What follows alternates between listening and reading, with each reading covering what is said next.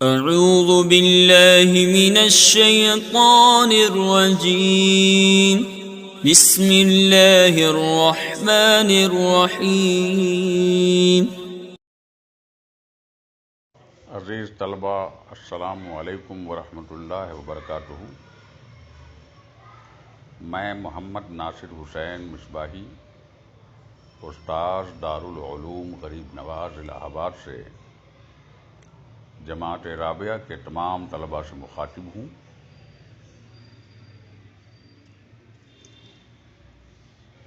آج کے دن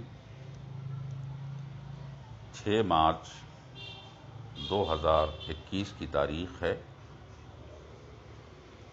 اور معمول و دستور کے مطابق آج پھر آپ تمام بچوں کے نصاب کی کتاب شرح وقایہ کے نئے سبق کی شروعات ہونے جا رہی ہے۔ ہمیں یقین ہے اور مکمل بھروسہ ہے کہ آپ تمام ہی بچے اپنی اپنی ذمہ داری کے تحت اور محنت و لگن کے تحت اپنی اپنی کتابیں لے کر حاضر و موجود ہوں گے۔ آنے والے سبق کی عبارت خوانی کر رہے ہوں گے اور پھر اس کے بعد اس کا ترجمہ، مطالب، اس کی تصریحات اور ما لہو ما علیہ کو بغور سماعت کر کے ان کی تکرار کا اور اعادہ کا اہتمام بھی کرتے رہیں گے۔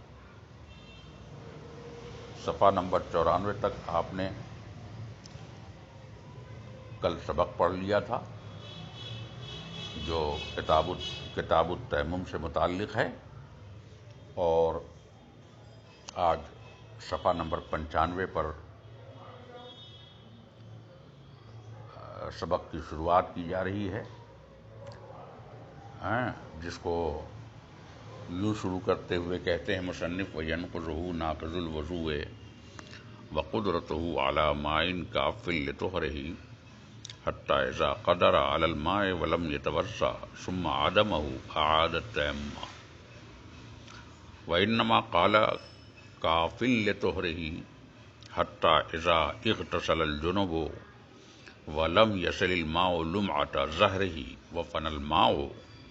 وَأَحْدَثَ حَدْثًا يُوجِبُ الْوُضُوءَ فَتَيَمَّمَ لَهُمَا ثُمَّ وَجَدَ مِنَ الْمَاءِ مَا يَكْفِيهِمَا بَطَلَ تَيَمُّمُهُ فِي حَقِّ كُلِّ وَاحِدٍ مِّنْهُمَا أَوْ كَمَا قَالَ۔ تو کل کی بحث میں یہ کہا گیا تھا کہ وَيَنْقُضُهُ نَاقِضُ الْوُضُوء، تیمم کو توڑنے والی وہ تمام چیزیں ہوں گی جو وضو کو توڑنے والی ہوں گی۔ تو یہاں پر اور اس کے بعد یہ کہا وَقُدْرَتُهُ عَلَى مَاءٍ كَافٍ لِطُهْرِهِ، اور ناقض تیمم ایک اور چیز ہے، وہ یہ ہے کہ آدمی بھرپور پانی کے استعمال پر اپنی طہارت کے لیے قادر ہو جائے۔ تو قدرت کا بھی استعمال کیا ہے ناقض تیمم ہونے میں، کہ قدرت علی الماء جو ہے ناقض تیمم ہو جائے گی۔ تو ایک سوال یہ پیدا ہوتا ہے کہ قدرت علی الماء کی طرف جو نسبت کی ہے ناقض ہونے کے لیے تیمم کی، کہ تیمم کو توڑنے والی چیز قدرت علی الماء ہے، یہ نسبت حقیقی ہے یا مجازی ہے؟ تو فرماتے ہیں نہیں صاحب، یہ نسبت جو ہے قدرت کی جانب حقیقی نہیں ہے بلکہ مجازی ہے۔ کہا کیوں؟ کہا اس لیے کہ حقیقت میں تیمم کو توڑنے والی چیز قدرت علی الماء نہیں ہے۔ پانی پر قادر ہو جانا دراصل ناقض تیمم نہیں ہے، بلکہ ناقض تیمم تو وہ حدث ہے جو اس سے پہلے اس کو لاحق ہو چکا ہے، اور وہی حدث جو ہے تیمم کی اباحت کے زوال کا سبب ہے۔ سمجھ گئے نہیں؟ کہ جو حدث اس کو لاحق ہوا ہے نا، اس حدث کی بنیاد پر جو ہے کیا ہے، وہ تیمم اس کا برخاست ہوا ہے نا، لہذا اس حدث کی طرف نسبت حقیقی مانی جائے گی، اور وہی دراصل ناقض تیمم ہے۔ لہذا یہاں پر قدرت کی نسبت جو کی گئی ناقص کی طرف وہ مجازی ہے نہ کہ حقیقی ہے۔ پھر اس کے بعد ایک مسئلہ یہ ہے کہ ناقص جو کہا گیا ہے وَيَنْقُضُهُ ناقض الوضو، اسے توڑ دے گی ہر وہ چیز جو توڑ دے گی وضو کو، یعنی تیمم کو توڑ دے گی ہر وہ چیز جو چیز وضو کو توڑنے والی ہے۔ تو ایسا کیوں ہے؟ سوال یہ پیدا ہوتا ہے کہ بھلا ناقض وضو جو چیزیں ہیں ان چیزوں کا اطلاق تیمم پر کیوں ہو رہا ہے؟ تو کہتے ہیں دیکھیے، ناقض وضو وہی ناقض تیمم ہے، وہ اس لیے ہے کیونکہ یہ خلف ہے اور نائب ہے وضو کا۔ تیمم جو ہے خلف ہے اور خلیفہ ہے اور نائب ہے کس کا؟ وضو کا۔ تو جب یہ تیمم خلیفہ قرار پایا وضو کا تو ظاہر ہے کہ خلیفہ کو بھی وہی حکم دیا جائے گا جو حکم ان کے اصل کا ہے، اور اس اصل کا حکم اس کو مل جائے گا، اور لہٰذا جو چیزیں ناقض وضو ہوں گی وہی چیزیں ناقض تیمم بھی ہوگی۔ اور پھر ایک دستور یہ ہے کہ جو چیزیں اصل کی ناقض ہوں گی ہے نا، وہ اپنے نائب کی ناقض اس لیے بھی ہوگی کیونکہ جب اصل کی توڑنے والی چیز ہے، اصل کے زوال کا سبب ہونے والی چیز وہ جو ہوتی ہے وہ اقویٰ ہوتی ہے نا، اصل کو توڑنے والی چیز یعنی وضو کو توڑنے والی چیز بنسبت خلف کے، بنسبت نائب کے اقویٰ ہوتی ہے۔ نہیں سمجھا آپ نے؟ میرے کہنے کا مطلب وضو کو توڑنے والی چیزیں قوی ترین ہوتی ہے، زیادہ زوردار ہوتی ہے، زیادہ قوت والی ہوتی ہے۔ تو جب وہ اصل کی توڑنے والی چیز قوی ہوتی ہے اور اقویٰ ہوتی ہے تو نائب کو توڑنے والی تو اس کے لیے اور بھی بدرجہ اولا کیا ہوگی؟ اقویٰ ہوگی، ہے نا؟ تو وہی چیزیں جو نائب جو اصل کو توڑنے والی یعنی وضو کو توڑنے والی ہے وہی چیزیں جناب والا آپ کے تیمم کو بھی توڑنے والی ہے، کیونکہ خلف بھی ہے اور دوسری بات یہ کہ اصل کا ناقض قوی ہے، تو ادنا کا ناقض جو ہے اور بھی زیادہ قوی ہو گیا اس سے۔ تو ضعیف کا اور ادنا کا بدرجہ اولا وہ ناقض ہوگا، وہ اس لیے کہا کہ ہر وہ چیز جو ناقض وضو ہوگی وہی ناقض تیمم ہوگی۔ وَقُدْرَتُهُ عَلَى مَاءٍ كَافٍ لِطُهْرِهِ، اور ناقض وضو ایک اور چیز ہوگی کہ وہ قادر ہو جائے اتنے پانی پر جو کافی ہو جائے اس کی طہارت کے لیے، یعنی بدلے میں اس کے جو اس نے تیمم کیا ہے اس کو اگر پانی اتنا مل جائے اس تیمم کے بدلے میں کہ وہ کافی ہو آدھا کو دھلنے کے لیے تو اس کا وضو چلا جائے گا، تیمم جاتا رہے گا۔ اب کہتے ہیں قدرتہ میں جو بتایا کہ قدرت سے مراد کیا ہے، وہ قدرتہ علی ماء کافی، اور اس کی قدرت ہونا مائع کافی پر جو اس کی طہارت کے لیے ہو، اس سے بھی تیمم چلا جائے گا اتنا پانی ملنے کے بعد۔ تو قدرت سے مراد کیا ہے یہاں پر؟ تو کہتے ہیں قدرت سے مراد یہاں پر قدرت شرعی ہے، قدرت شرعیہ ہے، خالی قدرت فرضیہ نہ مان لیں بلکہ شرعی قدرت چاہیے۔ قدرت شرعی کیا ہے؟ قدرت شرعی ہے کہ بطور مباح، بطور جواز کہ آپ کے پاس پانی موجود ہو جس سے آپ طہارت حاصل کر سکیں اور اس کے استعمال پہ بھی قادر ہوں، اور صحیح طریقے سے شرعی طریقے سے پانی آپ کے پاس موجود ہو۔ غیر شرعی طریقے سے آپ کے پاس پانی اگر موجود ہے تو ہرگز آپ کو جائز نہیں ہے کہ آپ اس سے وضو کریں اور اپنے تیمم کو برخاست مان لیں۔ قدرت سے مراد قدرت شرعی ہے، غیر شرعی نہیں ہے۔ لہذا فرض کیجئے کہ کئی وہ شکلیں نکل جاتی ہیں اس سے کہ ایک شکل یہ ہے کہ کسی نے پانی پا تو لیا ہے، پانی تو اس کے پاس موجود ہے، لیکن وہ پانی کہاں سے لایا ہے؟ وہ ڈکیتی کر کے لایا ہے، چوری چماری کر کے لایا ہے، چھین جھپٹ کے لایا ہے، غصب کر کے لایا ہے۔ کہتے ہیں ہرگز نہیں، ایسے میں آپ کا تیمم نہیں جائے گا اور نہ اس پانی کا استعمال کرنا آپ کے لیے جائز ہوگا۔ ایک تو یہ ہو گیا۔ دوسری اور بھی اس کا بہت شکلیں ہیں، جیسے کہ آپ نے کیا کیا، آپ کے پاس کسی نے پانی بطور امانت آپ کو سونپا ہے تو آپ کو حق اختیار نہیں ہے، لہٰذا آپ کا تیمم یہاں پر برخاست نہیں ہوگا، بلکہ آپ کا تیمم اپنے حال پر باقی رہے گا۔ تو پانی کی پر قادر ہونے کا مطلب یہ ہے کہ پانی آپ کا اپنا بطور اباحت، بطور مباح، بطور جواز اور آپ کی ملکیت اس پر موجود ہونی چاہیے، ملکیت تامہ ہونی چاہیے،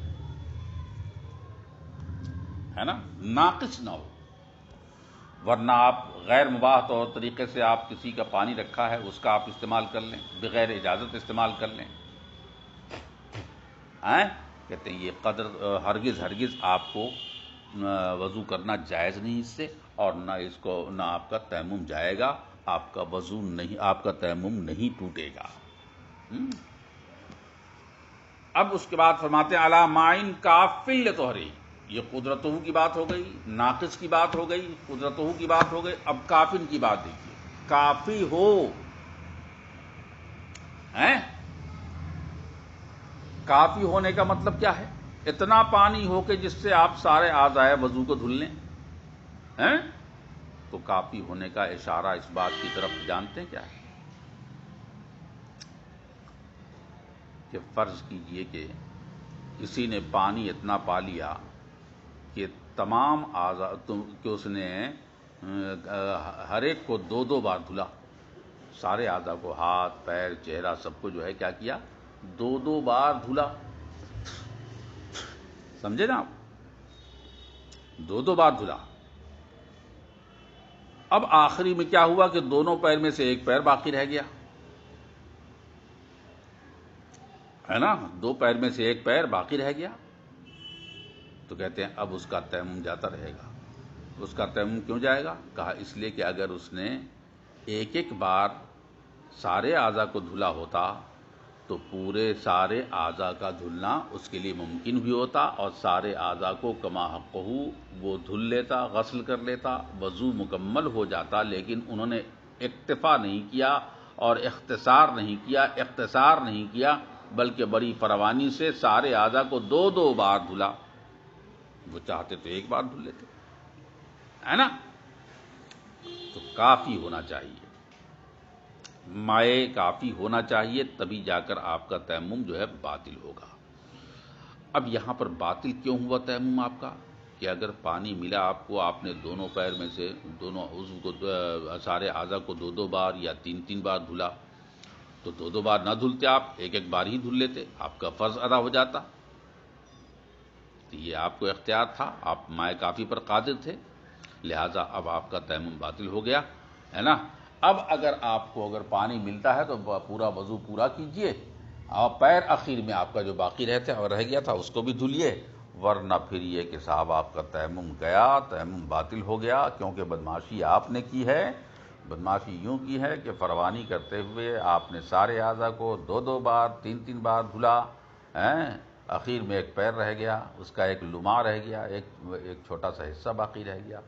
تو اس کے لیے آپ کو جو ہے حق نہیں ہوگا کہ آپ اس کو یوں ہی چھوڑ دیں یا آپ کا وضو مکمل ہو جائے، ایسا ممکن نہیں ہے، نہ وضو ہوا اور آپ کا مائع کافی پر قادر ہونے کی وجہ سے آپ کا تیمم باطل ہو گیا۔ پھر اگلا سبق انشاءاللہ عزیز طلبہ، السلام علیکم ورحمۃ اللہ وبرکاتہ۔ میں محمد ناصر حسین مصباحی، استاد دارالعلوم غریب نواز الہ آباد سے جماعت رابعہ کے تمام طلباء سے مخاطب ہوں۔ آج کے دن 7 مارچ 2021 کی تاریخ ہے، اور معمول و دستور کے مطابق آج پھر آپ کے نصاب کی کتاب شرح وقایہ کے نئے سبق کا آغاز ہونے جا رہا ہے۔ مجھے امید ہے کہ آپ تمام طلباء اپنی ذمہ داری، اپنی مستعدی، محنت و لگن کے ساتھ اپنی کتابیں لے کر حاضر و موجود ہوں گے اور آنے والے سبق کی عبارت خوانی کر رہے ہوں گے۔ اس کے بعد سبق کے ترجمے، مطالب، تشریحات اور ما لہ ما علیہ کو بغور سماعت کر کے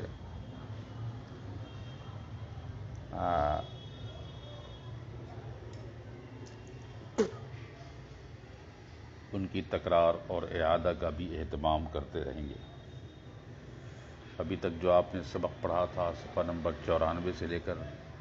صفحہ نمبر 95 پر پہلی سطر تک آپ نے سبق پڑھا تھا، جس میں آپ کو یہ بتایا گیا تھا کہ تیمم کرنے والا انسان اپنے تیمم کے ذریعہ کتنی نمازیں اور کس طرح کی نمازیں پڑھ سکتا ہے اور اس میں کن کا کیا اختلاف ہے، ان کی دلیلیں کیا ہیں۔ اس کے بعد یہ بتایا تھا کہ ناقض وضو کیا ہے اور ناقض تیمم کیا ہے۔ یہ بھی بتایا تھا کہ مائع کافی پر قادر ہونا بھی تیمم کو توڑ دیتا ہے نا، یہاں تک بات آئی تھی۔ اس کے بعد اسی مائع کافی پر قدرت کی بنیاد پر آج بحث کا آغاز ہو رہا ہے اور تفریعات اس میں شامل کی جا رہی ہیں، اور قدرت علی الماء کی بنیاد پر جو مسائل مستنبط ہو سکتے ہیں اور جو مسائل کی تفریعات ہو سکتی ہیں، ان تفریعات کو آج کی بات میں شامل کرنے جا رہے ہیں، جس کا آغاز صفحہ نمبر 95 کے سطر نمبر پہلی کے آخری لفظ حتی سے شروع ہوتی ہے۔ حتی اذا قدر علی الماء ولم يتوضأ ثم عدمه اعاد التیمم وانما قال كان کافٍ لطهره حتی اذا اغتسل الجنب ولم يصل الماء لمعة ظهره وفنى الماء واحدث حدثا يوجب الوضوء فتيمم لهما ثم وجد من الماء ما يكفيهما بطل تيممه في حق كل واحد منهما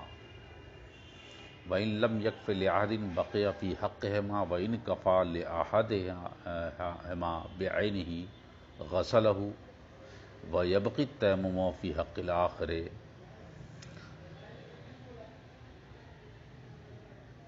وإن كفى لكل واحد منهما منفردا غسل اللمعة لأن الجنابة أغلظ أو كما قال۔ تو آج یہ فرما رہے ہیں کہ ما سبق والے دنوں میں آپ نے پڑھا تھا کہ مائع کافی پر قادر ہونا تیمم کو توڑ دیتا ہے، تیمم کو باطل کر دیتا ہے۔ جب یہ قاعدہ کلیہ بن گیا کہ قدرت علی الماء کی بنیاد پر آپ کا تیمم جاتا رہتا ہے، تو اسی بنیاد پر ایک مسئلے کی تفریع آج یوں کر رہے ہیں کہ حتی اذا قدر علی الماء، یہاں تک کہ اگر کوئی انسان قادر ہو جائے پانی پر، یعنی اتنا پانی اسے میسر آ جائے کہ جس سے وہ طہارت حاصل کر لے، اور اس کے استعمال سے بھی کوئی مانع چیز موجود نہیں ہے، مائع کافی موجود ہے، اور مانع عن الوضو کوئی چیز نہیں ہے، مانع عن الغسل کوئی چیز نہیں ہے، لیکن اس کے باوجود کہتے ہیں ولم یتوضأ، مائع کا حتی اذا قدر علی الماء، یہاں تک کہ پانی پر قادر بھی ہو گیا، ولم یتوضأ بہ، اور اس سے وضو نہیں کیا اس نے۔ مائع کافی پر قادر تو ہو گیا لیکن اسے وضو کرنا چاہیے تھا، لیکن وضو اس نے نہیں کیا۔ ثم عدمہ، لیکن کچھ لمحوں کے بعد پھر وہی پانی اس سے جاتا رہا، یعنی کھو دیا یا اس سے محروم ہو گیا۔ تو اب سوال یہ پیدا ہوتا ہے کہ جو ابھی تک آپ کا تیمم باقی تھا پہلے والا، کیا اب بھی وہ تیمم اس پانی پر قادر ہونے کے بعد آپ کا تیمم باقی رہے گا اور سابقہ حکم تیمم کا آپ کے اوپر نافذ ہوتا رہے گا؟ کہا نہیں صاحب، ایسا نہیں ہو سکتا ہے۔ ان کا سابقہ تیمم جاتا رہے گا، سابقہ طہارت جاتی رہے گی، اور اس کے بعد اس کا تیمم پھر سے اعادہ کرنا واجب ہو جائے گا۔ یہی بات وہ آج کی تفریح میں کہہ رہے ہیں، کیونکہ مائے کافی پر قدرت ثابت ہو گئی اس کی، اور اسی مائے کافی پر قدرت ثابت ہونے کی بنیاد پر تیمم باطل ہو جاتا ہے۔ اسی لیے انہوں نے کہا حتی اذا قدر علی الماء، یہاں تک کہ اگر پانی پر قادر ہو جائے، ولم یتوضا، اور کسی وجہ سے وہ نہیں کر سکا وضو، تو جو ابھی تک تیمم کیے ہوا تھا وہ اسی تیمم پر رہا، ثم عدمہ، کچھ دیر کے بعد پھر پانی ختم ہو گیا، اب اس کا اب نہیں مل رہا ہے، پہلے مل رہا تھا اب نہیں ملا، تو اعادت تیمم کا اعادہ اور دہرانا واجب ہوگا۔ کیوں؟ کہا اس لیے کہ پہلے والا تیمم آپ کا جاتا رہا۔ کہا کیوں؟ کہا اس لیے کہ سابقہ تیمم آپ کا ٹوٹ چکا ہے مائے کافی پر قادر ہونے کی وجہ سے۔ چلیے یہ بات تو ہو گئی۔ وَإِنَّمَا قَالَ كَافٍ لِطُهْرِهِ، اسی میں یہ بھی کہا ہے، ماتن کے متن میں یہ کہا ہے وَقُدْرَتُهُ عَلَى مَاءٍ كَافٍ لِطُهْرِهِ، قدرت کی بات تو ہو گئی، كَافٍ لِطُهْرِهِ پر ایک بحث ہے، ایک مسئلے کی تفریح ہوتی ہے کہ جو طہارت کے لیے کافی ہو، اتنے پانی پر قادر ہو کہ جو طہارت کے لیے کافی وافی ہو سکے، یہ نہیں کہ کم پڑ جائے۔ اگر کم پڑ جائے گا تو آپ کے لیے آپ کا تیمم اپنے حال پہ باقی رہے گا، لیکن مائے کافی پر قادر ہونا چاہیے۔ اسی لیے کہا وَإِنَّمَا قال، اسی لیے مصنف نے کہا، اس سوال کا اعتراض ہے کہ طہرہی کی کافل لطہرہی بڑھانے کی ضرورت کیا تھی، اتنا کہہ دیا ہو تو وَقُدْرَتُهُ عَلَى مَاءٍ، پانی پر قادر ہو جانا کافی ہے اس کا۔ لیکن کافل لطہرہی بڑھا کر کیا بتانا چاہتے ہیں؟ کہتے ہیں یہ بھی ایک احتراز کی خاطر ہے، اور شکلیں اور تفریح اور پہلو بتانے کی خاطر ہے۔ کہا پہلو کیا ہے؟ کہا کہ کافی انما قال کافی لطہرہی، جزی نیست کے مصنف نے کہا کہ طہارت کے لیے وہ پانی کافی ہو اور اس پر قادر ہو تو اس کا تیمم جاتا رہے گا، لہٰذا جب کافی ہو تو حتی اذا اغتسل الجنب، اگر کسی جنوبی آدمی نے جس پر غسل واجب ہے نا، اس نے کیا کیا؟ اغتسل، غسل کیا، اتفاق یہ ہوا کہ ولم یصل الماء لمعۃ ظہرہ، اس کی پیٹھ کے چمک پر پانی نہیں پہنچا۔ غسل میں تو ایک ایک بال کا تر ہونا ضروری ہے، غسل میں سارے ظاہر بدن کا تر ہونا ضروری ہے، پانی کا بہاؤ ضروری ہے، لیکن کسی نے غسل جنابت کیا اور پانی اس کے لمعہ تک، لمعہ کہتے ہیں چمک کو، اس کی پیٹھ کی چمک تک نہیں پہنچا، تو یہ خشک مقام جب کسی جگہ پر رہ جاتا ہے نا آدمی کی، جہاں پر پانی نہیں پہنچتا ہے تو اس پہ ایک ہلکی سی چمک آتی ہے، تو پیٹھ پر عام طور سے یہ چمک رہ جاتی ہے۔ تو فرض کیجئے کہ اگر آپ نے کسی جنوبی نے غسل کیا اور لمعہ جو ہے اس کا باقی رہ گیا اور اس کی پیٹھ پر چمک باقی رہ گئی، اور وَفَنَى الْمَاءَ، پانی ختم ہو گیا،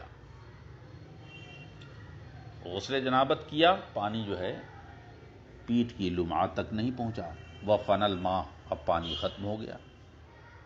ہے نا۔ پانی ختم ہونے کے بعد اب کیا ہوا؟ وَأَحْدَثَ حَدْثًا يُوجِبُ الْوُضُوءَ، اور اس کو ایک ایسا حدث لاحق ہوا بعد میں جو حدث وضو کو واجب کرتا ہے، یعنی حدث اصغر لاحق ہوا، وضو ٹوٹ گیا، تو کہتے ہیں فَتَيَمَّمَ لَهُمَا، تو وہاں پر تیمم دونوں کے لیے کرے گا، غسل کے لیے بھی اور وضو کے لیے۔ کہا کیوں؟ کہا اس لیے کہ نہ تو وضو کے لیے پانی ہے اور نہ تو کیا کہتے ہیں کہ غسل کے لیے پانی ہے کہ نہیں، تو آپ کا غسل ہوا ہی نہیں، لہذا اس کا بھی تیمم کریں گے، اور آپ پر چونکہ وضو واجب ہو گیا ہے لہذا وضو کا بھی تیمم کریں گے۔ یہ ہے، تو پانی ختم ہو گیا، پھر اس کو حد سے لاحق ہوا تو واجب ہو جائے گا وضو اس پر، جو واجب کرنے والا ہو وضو کو، تو اب اس کے لیے ظاہر ہے کہ تیمم کرنے کا پڑے گا، دونوں کا، غسل کا بھی اور وضو کا بھی۔ پانی ختم ہونے ثم وجد من الماء، پھر اس کے بعد اس نے پانی پایا، اسے پانی ملا۔ اور کتنا پانی ملا؟ من الماء، ما یکفی ہے، ماں جو دونوں کے لیے کافی ہو، یعنی غسل بھی کر سکتا ہے، یعنی لمعہ جو باقی رہ گیا ہے اس کے غسل کا، اس کو بھی دھل سکتا ہے، والوضو، اور وضو بھی کر سکتا ہے۔ تو اتنا پانی اس کو مل گیا۔ تو پیٹھ کا جو لمعہ اور چمک باقی رہ گئی تھی اس کے لیے بھی کافی ہے، اتنا پانی ملا، اور وضو کے لیے بھی مل گیا۔ اب ظاہر ہے کہ بطل تیممہ فی حق کل واحد منہما، تو ان دونوں میں سے ہر ایک کے حق میں وہ تیمم باطل ہو جائے گا، جو ابھی آپ نے اوپر تیمم کیا تھا غسل کا اور وضو کا، دونوں تیمم باطل ہو جائے گا۔ اب لمعہ کو بھی دھلنا پڑے گا، اگر وہ پانی لمعہ کے لیے کافی ہو تو، اور وضو کے لیے بھی کافی ہو تو آپ کا تیمم دونوں کا باطل ہو جائے گا، ہے کہ نہیں؟ باطل اس لیے ہوگا کیونکہ وہ مائے کافی پر قادر ہو چکا ہے اپنی پیٹھ کی چمک کو دھلنے کے لیے، اور مائے کافی کا مزاج یہ ہوتا ہے کہ وہ تیمم کو توڑ دیا کرتا ہے، لہذا آپ کا تیمم باطل ہو گیا ہے دونوں کے حق میں، یعنی وضو کے حق میں بھی تیمم جاتا رہا اور لمعہ کے حق میں بھی جاتا رہا۔ تو یہ تو ہوا کہ دونوں کے حق میں تھا، یعنی غسل لمعہ کے لیے بھی کافی ہے اور وضو کے لیے کافی ہے، لہذا دونوں باطل، آپ کا دونوں جگہ باطل ہو گیا تیمم۔ اب اس کے بعد کہتے ہیں ایک اور شکل ہے کہ اگر یہ پانی مل گیا تو دونوں کے لیے کافی ہے، تب تو آپ نے کیا کیا کہ صاحب لمعہ بھی دھلیں گے اور وضو بھی کریں گے، پہلے والا دونوں تیمم جاتا رہا، غسل اور وضو کا۔ اب کیا ہے وَإِن لَمْ يَكْفِ لِأَحَدٍ، اگر وہی پانی اب جو ملا ہے وہ ان میں سے کسی ایک کے لیے کافی نہیں ہے، وَإِن لَمْ يَكْفِ لِأَحَدٍ بَقِيَ فِي حَقِّهِ، یعنی نہ تو لمعہ صاف کر سکتے ہیں اور نہ وضو صاف کر سکتے ہیں، وضو کر سکتے ہیں آپ اس سے، اتنے پانی سے نہ تو وضو کر سکتے ہیں اور نہ جو پیٹھ کا لمعہ باقی ہے اس لمعہ کو دھل سکتے ہیں۔ کہتے ہیں وَإِن لَمْ يَكْفِ، اگر یہ پانی کافی نہ ہو، ہے نا، ان میں سے کسی ایک کے لیے، تو کہتے ہیں بقیہ فی حقہما، تو وہ تیمم آپ کا اس کے حق میں باقی رہے گا اور تیمم نہیں ٹوٹے گا، تیمم اپنے حال پر رہے گا۔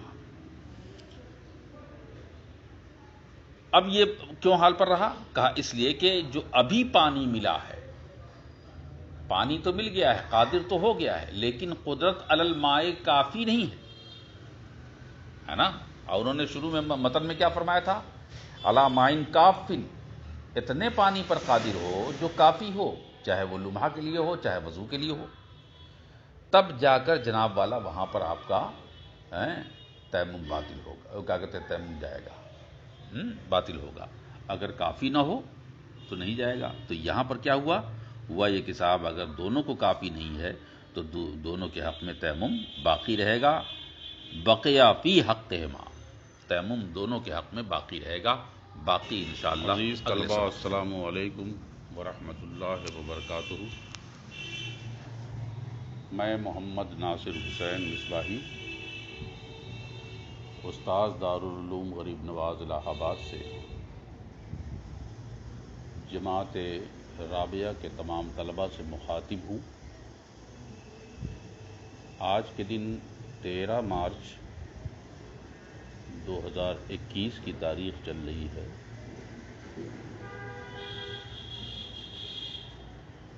اور معمول و دستور کے مطابق آج پھر آپ کے نصاب کی کتاب شرح وقایہ کے نئے سبق کا آغاز ہونے جا رہا ہے۔ ہمیں یقین ہے اور بھروسہ ہے کہ آپ سبھی بچے ہدایت کے مطابق اپنی پوری مستعدی کا مظاہرہ کرتے ہوئے اپنی اپنی کتابوں کے ساتھ موجود ہوں گے اور آنے والے سبق کی عبارت خوانی کر رہے ہوں گے۔ اس کے بعد پھر سبق کے ترجمے مطالب، تشریحات اور ما لہو ما علیہ کو بغور سماعت کر کے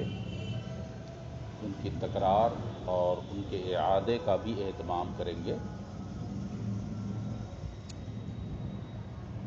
آپ کو معلوم ہے کہ اس سے پہلے جو آپ نے کل سبق پڑھا تھا وہ نواقض تیمم سے متعلق تھا اور صفحہ نمبر 95 پر تھا۔ نواقض تیمم کے جتنے پہلو ہو سکتے ہیں اور تیمم کے برقرار رہنے کے جتنے بھی وجوہات ہو سکتے ہیں، انہی وجوہات و اسباب اور علل کو بیان کرتے ہوئے مصنف نے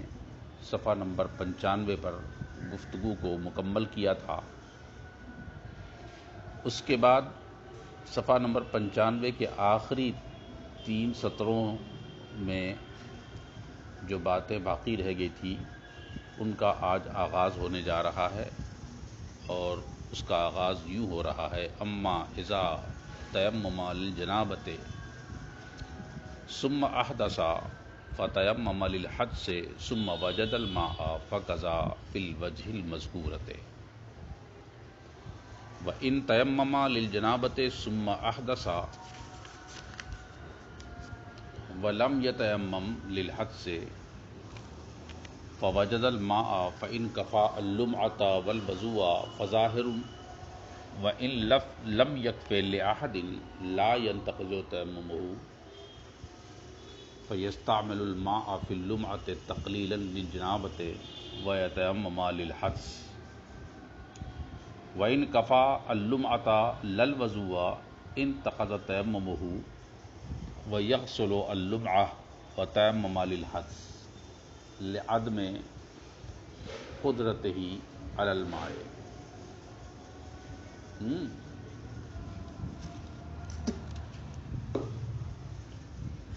کہتا ہے کہ اما اذا تیمم للجنابۃ، اگر کسی نے اپنی جنابت کے لیے تیمم کیا اور تیمم کرنے کے بعد پھر اسے ثم احدث، پھر اسے حدث اصغر لاحق ہوا جس سے وضو جاتا رہا اس کا، پھر اس نے اس حدث اصغر کا تیمم کیا تو تیمم جنابت کا بھی ہو گیا اور تیمم جو ہے حدث اصغر یعنی وضو کا بھی ہو گیا۔ چلیے اس کے بعد کیا ہوا؟ ثم وجد الماء، اس کے بعد اس نے پانی پایا، اب اسے پانی مل رہا، پہلے پانی نہیں ملا تھا نہ جنابت کے لیے اور نہ ہی تیمم حدث اصغر، نہ تو وضو حدث اصغر کے لیے، تو انہوں نے دونوں کا تیمم کیا۔ ثم وجد الماء، پھر اس کے بعد پانی اس کو ملتا ہے، تو چونکہ پانی موجود نہیں تھا لہٰذا اس نے جنابت کا تیمم کیا تھا، ہے نا؟ پھر اس کے بعد حدث اصغر لاحق ہوا جس سے وضو واجب ہو گیا، تب اس نے دوبارہ تیمم کیا، اب اس کے بعد پانی مل رہا ہے، ثم وجد الماء، اب اس کو پانی مل رہا ہے، تو اب کیا کرے؟ تو اس کی 3 شکلیں ہیں، پانی کے استعمال کرنے یا نہ کرنے کی 3 شکلیں ہیں۔ اگر پانی مل گیا ہے تو اب دیکھنا ہوگا کہ وہ پانی حدث اور جنابت دونوں کے لیے کافی ہے یا نہیں، یعنی لمعہ کے لیے بھی کافی ہے اور وضو کرنے کے لیے بھی کافی ہے۔ تو کہتے ہیں ظاہر ہے کہ اس پہلی والی شکل میں دونوں کے دونوں تیمم باطل ہو جائیں گے، چاہے جنابت کا تیمم ہو چاہے حدث اصغر یعنی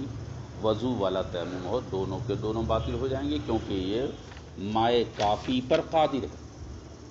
ہے نا، کہ دونوں کے لیے پانی کافی ہے، تو دونوں ہی کے حق میں تیمم باطل ہو جائے گا۔ لیکن ایک دوسری شکل یہ ہے کہ ان دونوں میں سے کسی ایک کے لیے کافی نہ ہو، نہ تو پورا وضو اس سے کر سکتے ہیں، پانی اتنا ملا ہے کہ نہ پورا وضو کر سکتے ہیں اور نہ ہی پوری طرح سے لمعہ کو صاف کر سکتے ہیں، نہ جنابت کا غسل کر سکتے ہیں،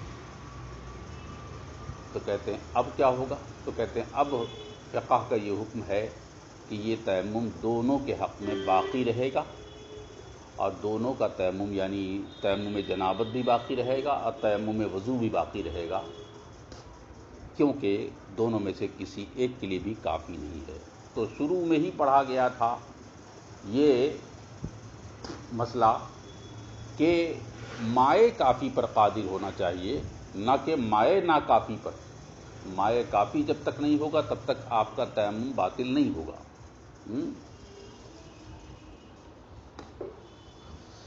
لہذا اب اگر دونوں میں سے کسی ایک کے لیے کافی نہیں ہو رہا ہے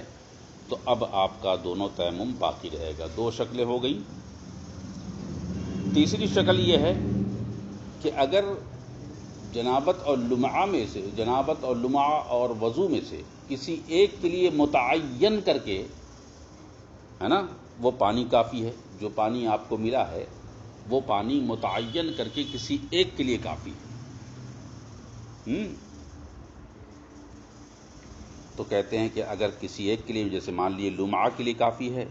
تو لمعہ کا تیمم باطل ہو جائے گا اس کے حق میں خاص طور سے، ہے نا۔ لیکن وضو کے حد اور حد سے اصغر کے تحت جو تیمم کیا گیا ہے وہ باطل نہیں ہوگا، کیونکہ یہ حد سے اصغر کے لیے کافی نہیں ہے بلکہ کافی تھا لمعہ کے لیے۔ ایک چوتھی شکل اور بنتی ہے، اور چوتھی شکل کیا ہے؟ وہ یہ ہے کہ وہ جو پانی ملا ہے وہ پانی علی وجہ الانفراد دونوں کے لیے کافی ہے۔ علی وجہ الانفراد کا مطلب یہ ہوتا ہے کہ اگر ہم لمعہ کو غسل کرتے ہیں تو وضو نہیں کر سکتے ہیں، اور اگر وضو کرتے ہیں تو لمعہ کو غسل نہیں کر سکتے ہیں، یعنی غسل جنابت کرتے ہیں تو وضو نہیں کر سکتے ہیں، اور اگر وضو کرتے ہیں تو غسل جنابت نہیں کر سکتے ہیں۔ تو علی وجہ الانفراد کا مطلب یہ ہوتا ہے کہ دونوں میں سے ہر ایک کے لیے الگ الگ جو ہے یہ پانی کافی ہو رہا ہے۔ تو کہتے ہیں تو اس کے بارے میں آپ نے پہلے ہی پڑھ لیا ہے کہ اگر معاملہ ایسا ہو کہ علی الانفراد دونوں کے لیے کافی ہو تو وہاں پر پانی کو لمعہ کی طرف پھیر دیں گے اور لمعہ میں استعمال کر لیں گے، وضو میں استعمال نہیں کریں گے۔ اب آپ کہیں گے ایسا کیوں؟ تو اس کا جواب پہلے دیا جا چکا ہے کہ جنابت اغلظ ہے، جنابت اہم ہے، لہذا یہ اہم ہونے کی وجہ سے اقدم ہے، اور الاقدم فالاقدم، اقدم بہرحال اقدم ہوتا ہے، لہذا جنابت اور لمعہ کو پہلے صاف کیا جائے گا نہ کہ وضو کو۔ تو یہ 3-4 شکلیں اس کے تحت آتی ہیں جس میں انہوں نے بتایا وَأَمَّا إِذَا تَيَمَّمَ لِلْجَنَابَةِ، اگر کسی نے جنابت کا تیمم کیا پھر اس کے بعد اسے حدث لاحق ہو گیا، اب اس نے حد سے اصغر کا تیمم کیا، اس کے بعد اس نے ثم وجد الماء، پھر پانی پایا، فَقَضَىٰ فِي الْوَجْهِ الْمَذْكُورَةِ، تو بالکل وہی احکام اس میں جاری ہوں گے جو مذکورہ احکام اوپر جاری ہو چکے ہیں۔ ایک اور بھی جزیہ ہے، آگے فرماتے ہیں وَإِن تَيَمَّمَ لِلْجَنَابَةِ وَإِن تَيَمَّمَ لِلْجَنَابَةِ ثُمَّ أَحْدَثَ، اگر کسی نے جنابت کا تیمم کیا پھر اسے حد سے اصغر لاحق ہو گیا، یعنی اب اس پر وضو واجب ہو گیا، اور حد وَلَمْ يَتَيَمَّمْ لِلْحَدْثِ، اور حد سے اصغر کا اس نے تیمم نہیں کیا، یعنی اس نے پہلے جنابت کا تیمم کیا تھا پھر آگے بڑھا تو اس کو حدث لاحق ہو گیا تو اس کا وضو جاتا رہا، تو تیمم اب اس نے نہیں کیا۔ فوجد الماء، اب اس نے پانی پایا، فوجد الماء، اب اس نے پانی پایا، تو اب دیکھنا ہے کہ پانی کی مقدار کیا ہے، تو کہتے فَإِن كَفَى اللُّمْعَةَ وَالْوَضُوءَ، تو کہتے اگر پانی اس کو اتنا ملا ہے جو لمعہ کے لیے بھی کافی ہے اور وضو کرنے کے لیے بھی کافی ہے، یعنی اس سے وضو بھی ہو سکتا ہے اور لمعہ کی صفائی بھی ہو سکتی ہے، تب تو پھر مسئلہ بالکل ظاہر ہے، اس میں کچھ بتانا ہی نہیں ہے کہ بھائی لمعہ کو بھی صاف کر لیں گے وضو بھی کر لیں گے، دونوں کا حق ادا ہو جائے گا، دونوں کا کام پورا ہو جائے گا۔ وہی بات کہتے ہیں وَلَمْ يَتَيَمَّمْ لِلْحَدْثِ، اگر حدث کے لیے وضو تیمم نہ کیا، پانی ملا فوجد الماء، اب پانی پا لیا، فَإِن كَفَى اللُّمْعَةَ، اب وہ پانی کافی ہو جائے لمعہ کے لیے، والوضو اور وضو کے لیے بھی، فظاہر، تب تو بالکل ظاہر ہے کہ دونوں میں استعمال کر لیں گے۔ وَإِن لَّمْ يَكْفِ لِأَحَدٍ، اور اگر وہ کسی ایک کے لیے بھی کافی نہ ہو،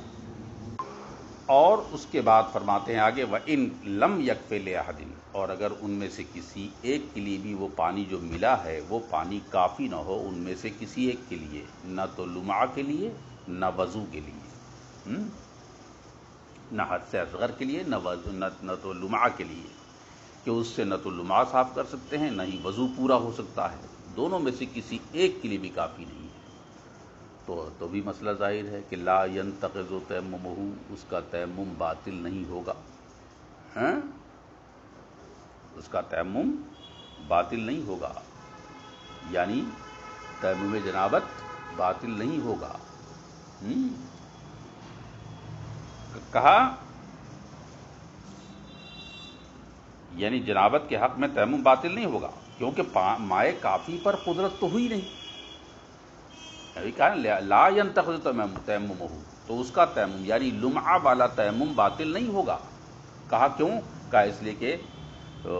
مائے کافی پر قدرت ثابت نہیں ہو سکی۔ جب مائے قدرت پر مائے کافی پر قدرت ثابت نہیں ہوئی تو آپ کا تیمم بھلا برخاست کیوں کر ہوگا، لہذا لمعہ کے حق میں آپ کا تیمم باقی رہے گا۔ اب ایک سوال رہ جاتا ہے، پانی اتنا ملا کہ جو دونوں میں سے کسی ایک کے لیے کافی نہیں ہے، نہ لمعہ کے لیے نہ وضو کے لیے، تو آخر اس پانی کا ہوگا کیا؟ یہ پانی بیکار محض ہو کر رہ جائے گا یا اس کا استعمال کسی بھی طرح سے کیا جا سکتا ہے؟ کیا کوئی پہلو ایسا نکلتا ہے کہ اس پانی کا استعمال طہارت میں کسی بھی طرح سے استعمال کیا جا سکے؟ تو کہتے ہیں فَيُسْتَعْمَلُ، تو اس کا جواب دیتے ہیں فَيُسْتَعْمَلُ الْمَاءُ فِي اللُّمْعَةِ تَقْلِيلًا لِلْجَنَابَةِ، وہ جو پانی ملا ہے جو نہ تو لمعہ کے لیے کافی ہے اور نہ جناب والا وضو کے لیے کافی ہے، اس پانی کا استعمال کیا جائے گا مگر لمعہ کے حق میں استعمال کیا جائے گا، کہ اگرچہ یہ پانی پورے لمعہ کی صفائی کے لیے کافی نہیں ہے لیکن جتنی بھی صفائی ہو سکے اتنی اس پانی سے صفائی کر لی جائے گی اور اس کے بعد اس پانی کا استعمال کر لیا جائے گا۔ کہا ہے بھائی جب حق جنابت ادا ہی نہ ہوا تو کہتے ہیں پانی کا استعمال فَيُسْتَعْمَلُ الْمَاءُ فِي اللُّمْعَةِ، پانی کا استعمال کیا جائے گا لمعہ میں، کاہے کے لیے بھائی؟ کا دلیل کیا ہے؟ کا دلیل یہ ہے کہ تقلیلاً للجنابت، کہتے ہیں یہ جنابت کی قلت کے لیے، تقلیل کے لیے ہے، جس کی بحث انشاءاللہ اگلے سبق میں ہم بتائیں گے۔